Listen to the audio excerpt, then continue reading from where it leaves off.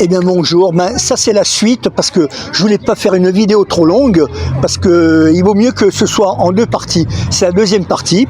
Alors c'était pour vous dire que la femme en question, la deuxième, donc celle que j'avais rencontrée dans un bar de nuit, voilà, bon, ça m'a coûté ce bar de nuit parce qu'après ça a été une deuxième bouteille de champagne à 250 balles, ça me fout quand même les boules. Bon, enfin ça après ça s'est arrêté là parce que je l'avais embarqué, comme j'ai dit précédemment dans la première vidéo, la première des deux. On dormait à l'hôtel, on était à l'hôtel, mais elle jouait les pauvresses, mais je savais pas qu'elle était blindée en réalité. Et c'est normal, vu ce qu'elle faisait comme boulot. Et là, je parle pas du bar de nuit, mais je me suis laissé piéger. J'étais idiot, voilà, j'étais un pigeon, voilà, pour elle. Alors donc. Après, on est allé à Cannes. Alors, j'ai loué, dans un hôtel à Cannes qu'elle m'a pas laissé monter. Elle a loué une chambre, elle a dit ouais, toi, tu restes où tu es, moi je vais être un peu tranquille, voilà. Mais en réalité, c'est pour faire la pute là-bas, dans l'hôtel. Et c'est moi qui payais, Et comme je suis de Nice et elle de Cannes, je n'allais la voir que peut-être 2 fois dans le mois. Alors après, elle a trouvé. Enfin, elle dit qu'elle a trouvé. Elle y était déjà. Elle a un logement, un studio à la rue d'Antibes, à Cannes. Ça s'appelle rue d'Antibes, mais c'est à Cannes. Alors elle me dit, oui, tu sais, maintenant, je suis plus à l'hôtel, ça te coûtait plus cher l'hôtel. Maintenant, j'ai plus qu'un loyer à payer, un petit loyer. Bon, ça doit être 500 € à peu près par mois. Bon, c'est à peu près les prix surtout à Cannes, encore heureux. Mais en réalité, c'était celui pour qui elle travaillait, qu'elle travaillait justement dans un bar de nuit, mais à Cannes. Et il était alors elle était propriétaire de ce studio. Elle me faisait croire, pour pas que je demande à rencontrer sa propriétaire. Elle me dit oui, c'est ma propriétaire. Elle vit au Canada, comme pour dire, c'est le Canada. Elle vient une fois dans l'année, comme ça, en coup de vent. Alors bon, pour éviter que je demande des comptes là-dessus. Quand j'allais la voir, je lui payais le soir naturellement le restaurant. Alors à la fin, moi j'étais végétarien à l'époque, pas encore vegan, je suis devenu vegan. Alors à la fin, quand on a mangé dans un bon petit resto, une pizzeria, je lui dis écoute, prends un dessert. J'en prends un moi-même dans ce cas. Elle me dit oui, mais ça coûte combien un dessert? Alors j'ai dit la pauvre, elle se fait du souci pour l'argent que je vais sortir pour un dessert. Mais pour bien lui montrer pas qu'elle prenne une boule de glace, j'ai dit un bon dessert, je fais si, un bon dessert, ça coûte à peu près 10 €, te prive pas. Alors qu'est-ce qu'elle me sort? Elle me dit, dans ce cas, je préfère ne pas prendre de dessert et que tu me donnes 10 €. Alors que je venais de lui payer le loyer. Vous trouvez pas ça un peu, franchement, ça fait petit. Du coup, j'ai pas pris un dessert moi-même. Je me suis dit, si les gens ils me voient moi manger un dessert et pas elle, ils croient que je la prive de dessert. Ils disent mais qu'est-ce que c'est ce gars-là, Donc, et puis après, il s'est mis à pleuvoir, c'était le soir. Et puis tout d'un coup, il s'est mis à pleuvoir, mais des cordes. Et le bar, après, il allait fermer. Et comme elle habitait à 2 pas, je l'accompagnais au pas de course. J'arrive au bas de son immeuble.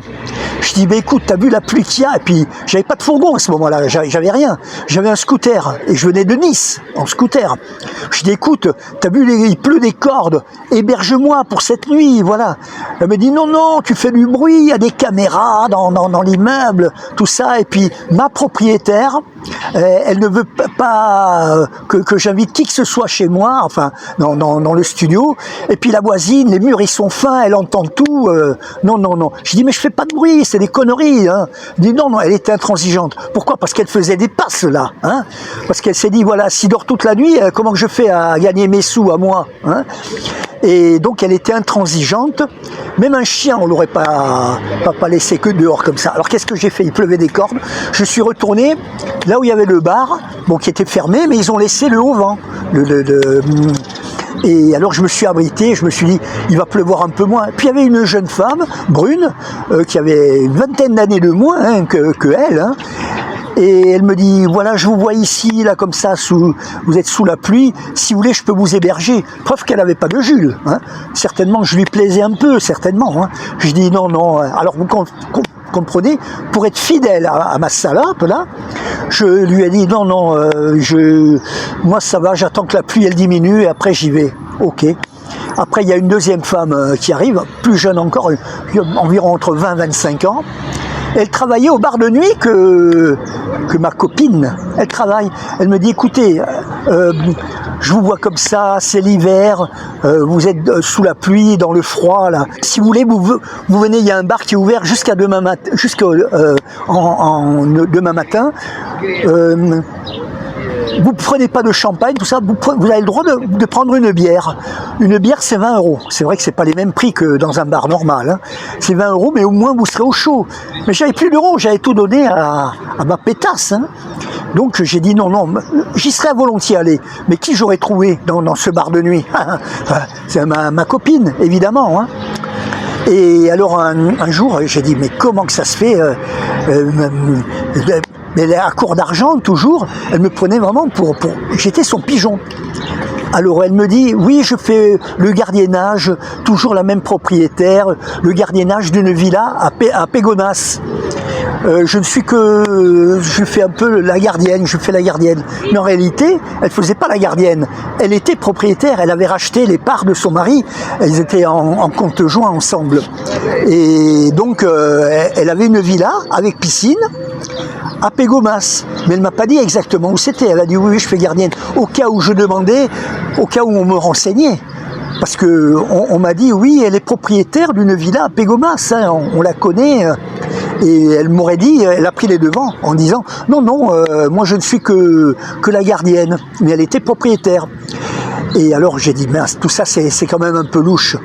Et j'ai arrêté elle me dit, mais tu penses plus à moi comme avant tu me donnais des sous, maintenant tu t'arrêtes. Alors j'ai dit à un collègue qui était chaud, hein, un jeune, j'ai dit, voilà, j'avais pas encore internet, j'avais pas encore de portable à écran tactile. J'ai un petit portable, vous savez, à clapper là, et je connaissais rien en internet.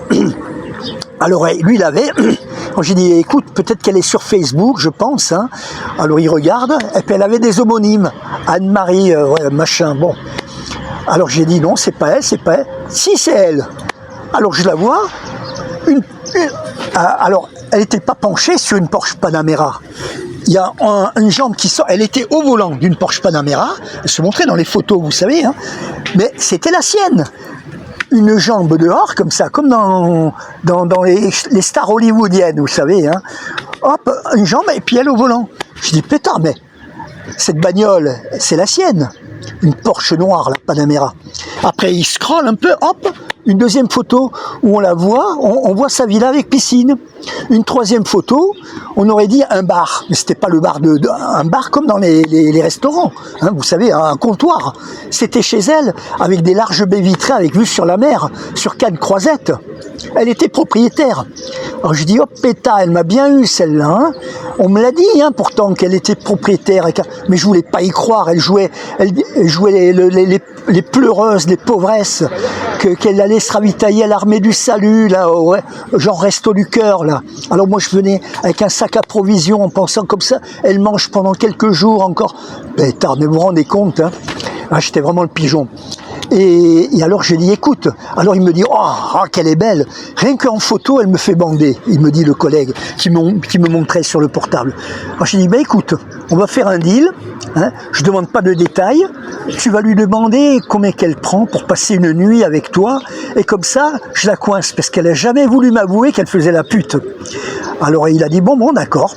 Alors je lui dis, écoute, attends, elle est un peu raffinée, tu lui demandes combien, tu dis pas que c'est de moi, hein, parce que si c'est que c'est moi qui te l'ai envoyé, elle voudra jamais. Tu dis que c'est un client à elle qui t'a donné son numéro de téléphone. Alors tu envoies un texto, combien prenez-vous pour passer une soirée agréable et intime avec vous, voilà. Et alors il m'a dit, alors il a fait le texto, il m'a dit, elle m'a pas répondu, comme si elle était sérieuse, mais en réalité, elle avait trop de clients justement peut-être, hein, plutôt. Et à la fin de la semaine, il lui a répondu, elle a dit voilà, c'est 250 € pour la soirée, et 300 € pour la nuit complète, pour pas qu'elle aille se relever, tout ça. Un prix de gros, quoi, si c'est pour la nuit complète. Un prix régressif, on peut dire. Hein. Un peu comme dans les supermarchés, 2 bouteilles achetées, une gratuite, vous voyez. Voilà, bon, un peu une analogie. Hein. Alors il y est allé et il avait opté, mais je dis, tu me dis, hein, comme ça je sais qu'elle fait la pute. Et après, il y est allé, il m'a pas... Alors, ah oui, pour en revenir, quand je l'ai raccompagnée chez elle, je lui ai caressé comme ça les cheveux, je la considérais comme ma chérie. Alors elle m'enlève la main, elle dit, on ne touche jamais les cheveux d'une femme. Alors je lui ai dit à mon collègue, j'ai dit, quand tu la vois, hein, t'es client, hein. Moi elle m'a coûté un bras celle-là, hein. Et sans être client, hein, j'étais pigeon, c'est pas pareil. Tu lui mets la main dans les cheveux et tu regardes sa réaction. Si à toi aussi elle te dit ça, comme elle m'a dit à moi. Elle m'a dit, t'en fais pas. Alors il m'a dit, ouais, quand j'ai fait crac-crac avec elle, je lui ai mis du sperme sur les cheveux et elle a fait ça.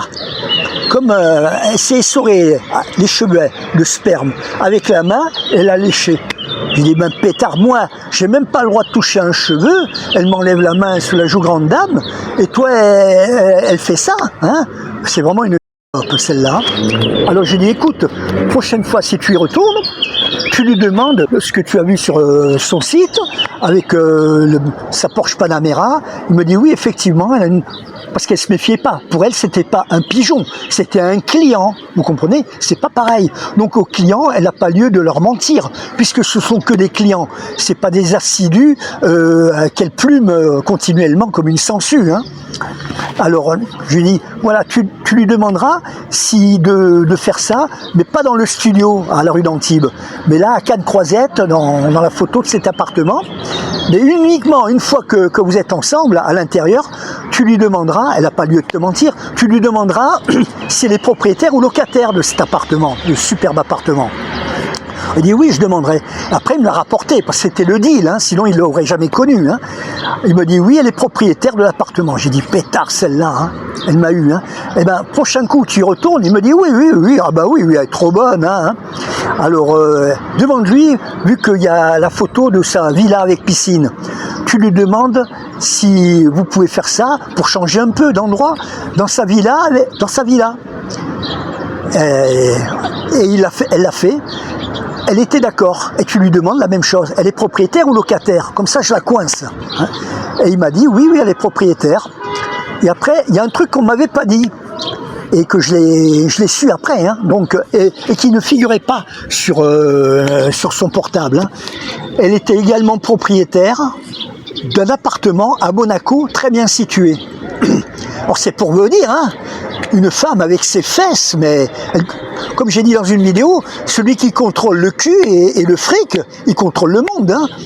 Mais il y a des femmes comme ça qui sont puissantes parce qu'elles ont, et puis elles ont des connaissances.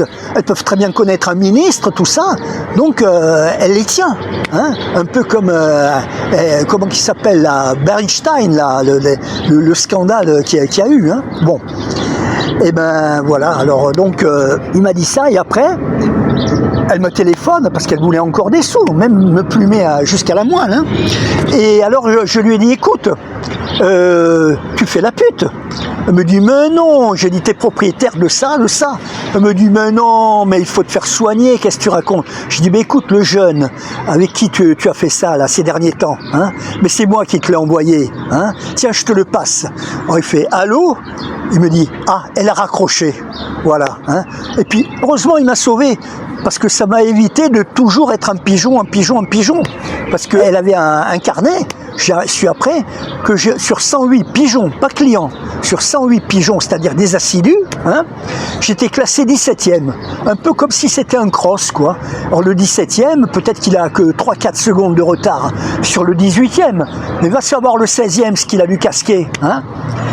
Moi, c'était en l'espace de 4 ans, 40 000 € sur 4 ans, hein, ça vous dit, hein, c'est quand même une somme. Alors le 16e, à savoir, peut-être qu'il n'avait que quelques secondes d'avance financièrement sur moi, mais peut-être qu'il a 1 minute d'avance sur moi. Et le premier, alors là, je ne sais pas combien, hein, mais vous savez, hein, ça peut gagner beaucoup de sous. Une femme qui est belle, elle peut gagner beaucoup d'argent. Hein, et rien qu'à sa voix, on est sous le charme. Elle avait un accent russe. Elle a réussi même à me faire croire que c'était une Portugaise. Elle n'avait pas de poil, rien hein, pourtant. Hein. En réalité, c'est une Russe. Et elle avait un accent russe en plus. Magnifique accent russe. Hein. Elle arrive à faire croire n'importe quoi, que c'est le banc. Voilà, tant qu'à faire. Hein. Vous savez, elles savent s'y faire. Hein. Pour gagner de l'argent, elles n'ont pas de scrupules. Hein. Il y a des femmes qui n'ont pas de scrupules. C'est pour ça que j'en veux plus du tout. Hein. Et ça, c'était déjà il y a 10 ans en arrière. Hein. Ça fait maintenant 10 ans que je ne la fréquente plus. Voilà. Allez, merci de m'avoir écouté. Hein. Au revoir et à la prochaine vidéo. Merci.